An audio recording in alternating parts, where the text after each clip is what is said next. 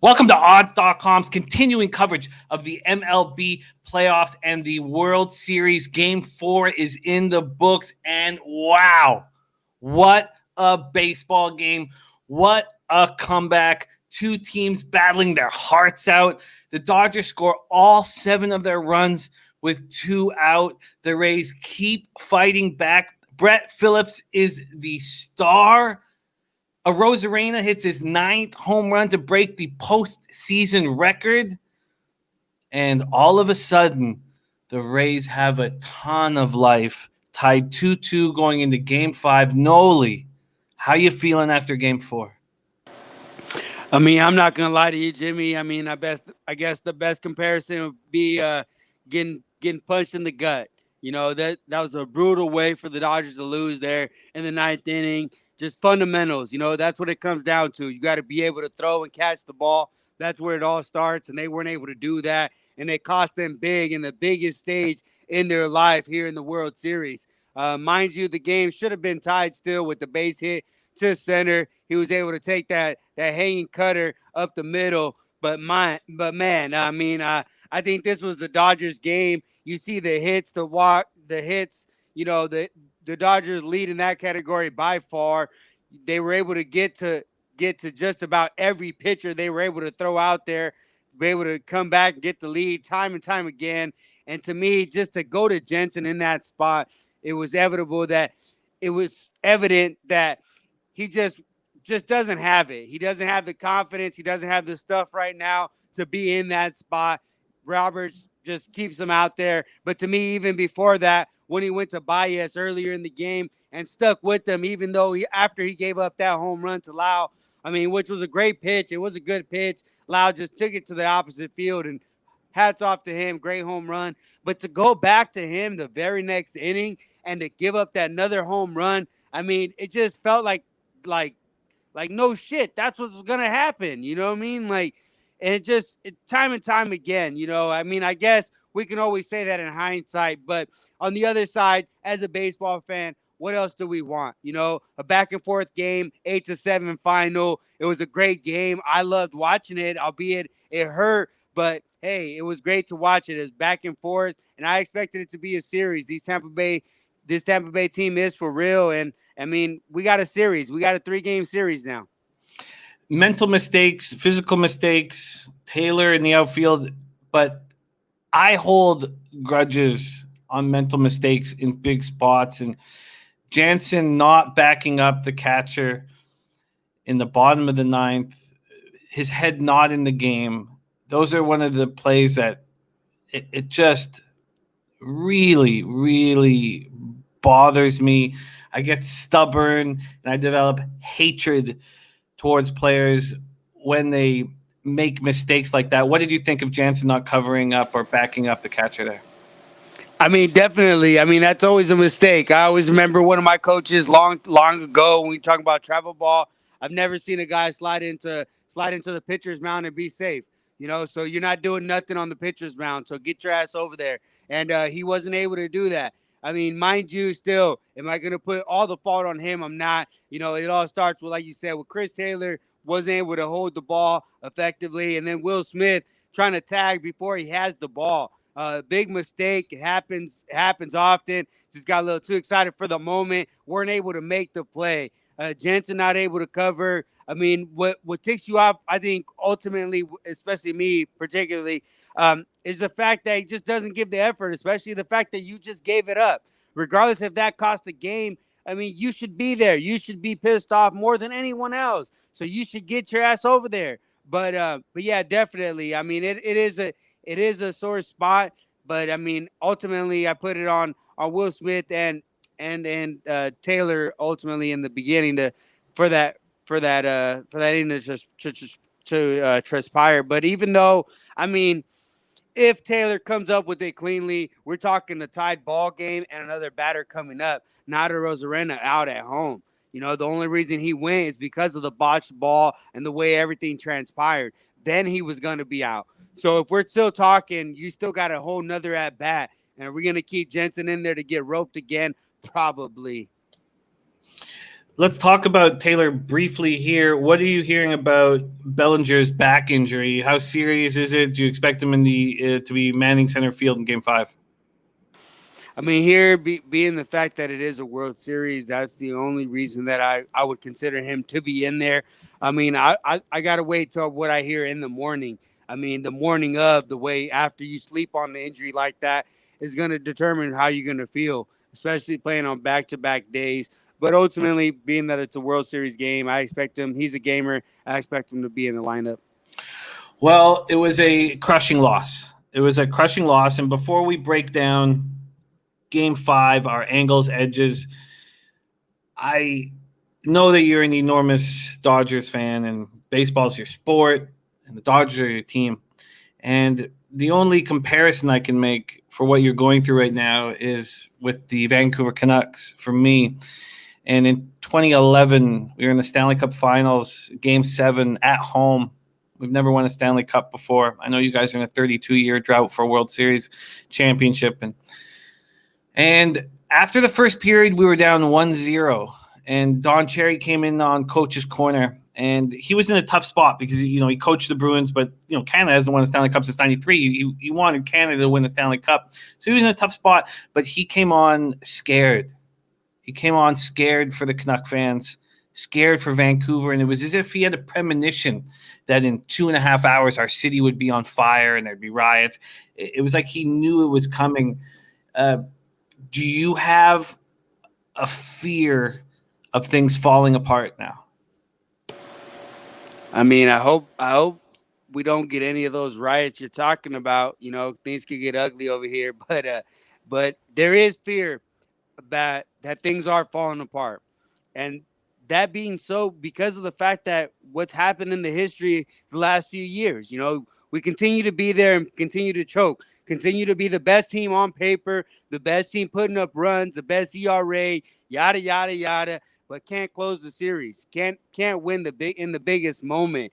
And the way they lose here today, it is a cause for concern. Does that give the Rays momentum, tremendous momentum?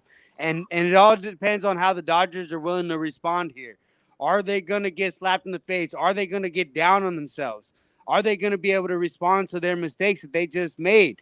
They gave away that game. There's no doubt about it. And how do you deal with that?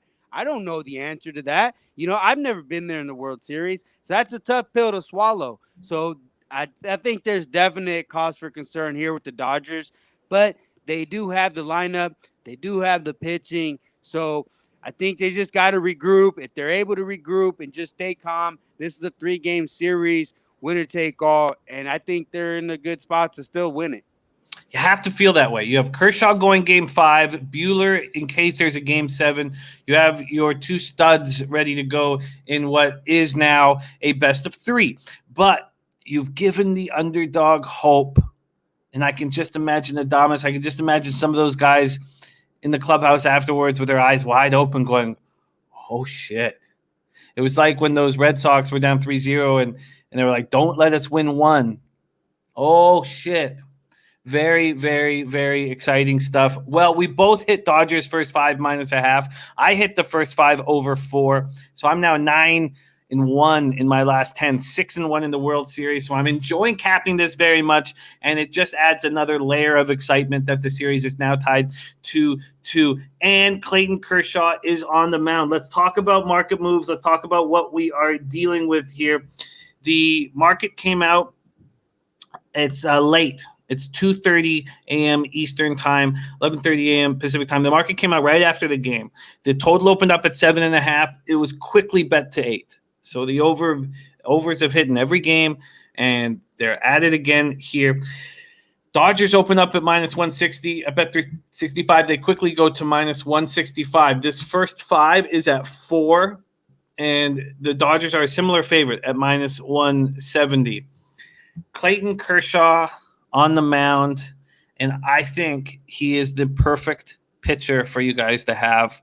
I know that we talk about his postseason record that's now 500 at 12-12 with a 4.66 ERA, And I would have liked to have seen him be out there in that seventh inning, and we spoke about that in game one. This is the rematch of game one. He looked spectacular in that game. He went 6 innings, 2 hits, 1 earned run, 8 Ks, 1 walk. I think that he exercises his demons in this spot here. He's been great all year. 6-2, 2.16 ERA, 0.84 WHIP during the regular season. 62 Ks and 58 in the third, 8 walks. 3-1, 2.88 ERA, the exact same WHIP, 0.84. 31 Ks, 3 walks in 25 innings. And he knows that this is his chance to exercise all that he's gone through. This cloud hanging over his Hall of Fame career can be lifted with a spectacular start. And I wish I was going for my 10th straight win. One late addition about an hour and a half before a game has made it 9 out of 10. But I will be backing Kershaw. I will be backing the Dodgers first 5 minus a half. I trust Kershaw. I don't trust your bullpen. This Rays team is hitting just 214, 715 OPS versus lefties after hitting them hard in the regular season, 237, 794 OPS. What are your feelings about Clayton Kershaw in Game 5 on the bump of the World Series? I mean, automatically, like you mentioned, the postseason concerns are always a red flag that are always going to come into my mind. But I mean, me as a fan and being that I watch him very closely, I don't believe in those numbers the way that everybody else sees them.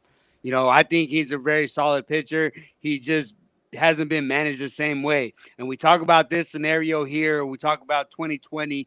He's been used the way he's supposed to be used, on regular rest. You try to use him on 3 days rest. You try to use him out of the bullpen. It hasn't worked. So the first time in a long time, he's pitched every single outing from regular rest, and it's paid dividends for the Dodgers. The one thing that was most impressive in his last start was his swing and miss rate. You talk about 50% swing and miss rate, some that's been the highest in his career. And you talk about his slider. His slider, he was able to use very effectively. And not just the fact that he was using the slider at different miles per hour. He would use a faster slider and a slower slider. One causes more movement than the other. One, you'd use a different location than the other, and will make him a little bit more unpredictable than what Kershaw really is. You look at his regular season numbers, his third time around the order, giving up a 275 batting average as opposed to just 145 the first time around. So typically when people see him more often, they're hitting him a lot more recently. But one number that I always look for, and it's very encouraging, is when runners are in scoring position. When nobody is on, he's allowing a 212 batting average. But with runners in scoring position, he's allowing just a 1-2-1 batting average. He's allowed just 4 hits and 33 at-bats with runners in scoring position. This is a big-time pitcher, make no mistake about it. And the fact that he wasn't used too extensively the last time out, only 78 pitches and 6 innings pitched. The fact the Dodgers were able to get a big commanding lead, so they didn't feel a necessity to put him out there. And I feel that that'll pay dividends here. The fact that he'll be well rested, that's a scary Kershaw, and I expect him to continue his success here. I'm with you. That Kershaw will have some success. So will you be moving just before? Why don't we get into Glasnow before I ask you if you'll be moving on that first 5 minus a half with me? Let's talk about Glasnow. A tricky pitcher to figure out because his stuff is absolutely electric, but he's a young man, and this is a big stage. 5-1, 4.08 ERA, 1.13 WHIP, 57 and a third, and a monstrous 91 strikeouts in those 57 and a third in this COVID-shortened season with 22 walks. In the postseason, though, 2-2, 6.08 ERA, 1.14 WHIP, 23 and 2/3, 33 Ks, 14 walks. Still has a very high K rate, but walking too many batters. Dodgers numbers versus righties in the postseason are starting to go up. 245, 762 OPS. They were second in the league during the regular season behind the Braves at 259, 837 OPS. What are your expectations of young Tyler Glasnow, Game 5 World Series? I I mean, when I look at Tyler Glasnow, automatically, I mean, I'm a start. I love starting pitching. I love dominant pitching. So this is a guy that I'm really high on. I loved what he did in 2019, but here in 2020, albeit his K rate has gone up, he just hasn't been the same pitcher, and that's been his inability to find the strike zone. He hasn't been able to pump strikes. His walks cost him the last time out here against the Dodgers when he gave up 6 strikeouts to his eight. I mean, 6 walks to his 8 strikeouts.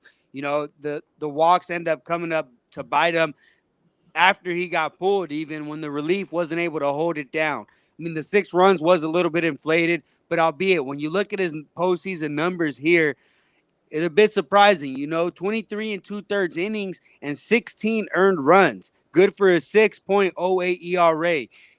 Automatically, I want to crown him. Everybody wants to crown him for what the type of stuff that he has, but he hasn't been able to produce. Let's look at the numbers and let's realize what's happening. And the fact that the Dodgers have been able to hit some fastballs and been able to hit lately, I think that they'll be able to get to Glasnow. Glasnow, I mean, he is a good pitcher, and the second time around versus some of these opponents, he has fared well, but not in this short span. Against the Yankees, he got lit up the first time out, and the second time out goes 5 2/3, just gives up 2 runs. Third time, just 11 days later, 6 innings, 2 hits, 0 runs, 9 strikeouts, 1 walk. So the guy can adjust, and he does have the stuff to be filthy and to dominate, but I mean, here the Dodgers are hitting, and I just don't like the way he's imploding later in his outings. You look later in the fourth, the fifth inning, he's getting lit up. He's not able to command his fastball.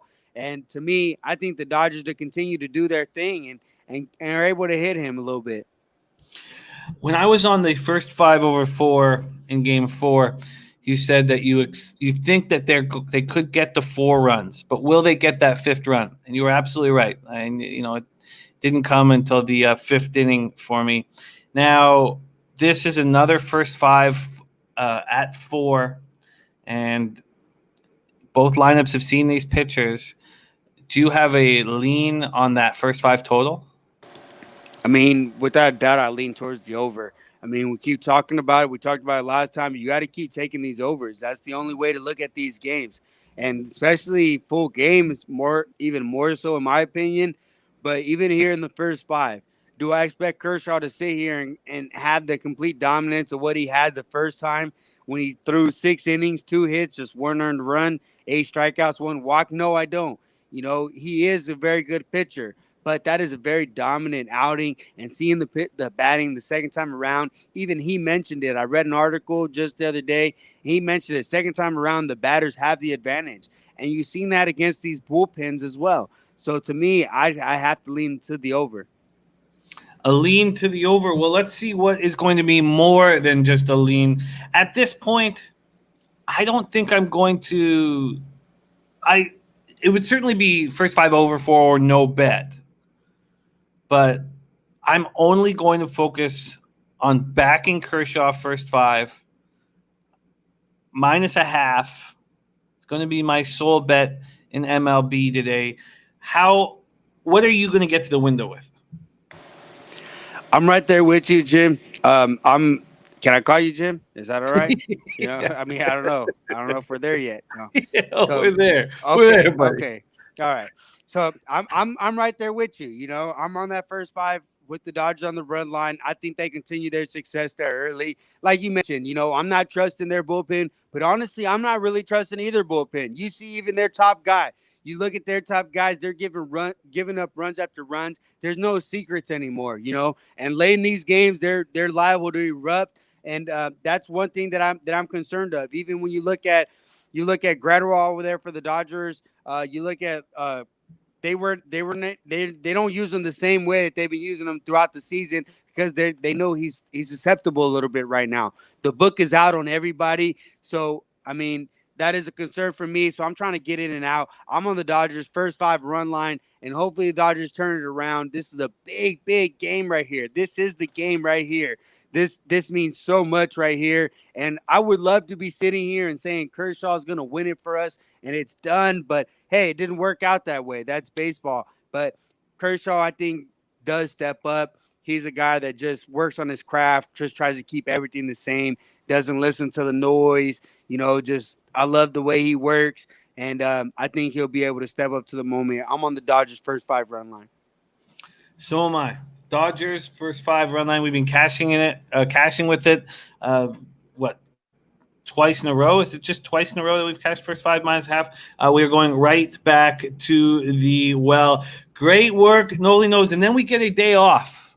So I will not see you Monday morning, very, very early to cap Game 6. We get a day to regroup and attack. And I'm very, very excited. This is one spectacular series. And part of me sits there and thinks, man, what would it be like with 50,000 screaming fans?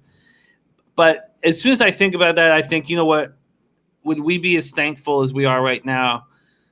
And we wouldn't be. And watching that baseball tonight, I was just thankful. I was thankful to be having this opportunity to sit back and watch. So you take what you can get, and what we are getting is a spectacular series. And I asked Noli if the fear is creeping in. I think that it is. And you have every right to. I mean, it's been 32 years since you guys have won a World Series, and the Canucks lost that game 4-0. And as soon as the game was over, I had to just go for a walk, and I went for a walk. And I remember I just turned around the corner of my street, and I can just see the smoke coming up from the garage. That's what we call our arena. And I was just, let's not go there. Any last words? Noli knows. World Series Game 5, series tied 2-2. You want to put a bow on the segment? I mean, like you said, Jim, a little bit nervous, a little bit scared, but hey, this is the guy that I want on the mound, Kershaw, the big game pitcher, and let's see what we could do. And good luck to everybody. Thanks for tuning in. Always appreciate everybody tuning in. Yeah, absolutely. Thank you guys for watching. Hit the subscribe, hit the like, follow us on Twitter at odds110, and check us out at odds.com. That's where it all goes down. On behalf of Noli Knows and myself, let's keep rolling. Let's keep getting paid. We're ending the season strong, and it feels good. Thank you guys so much for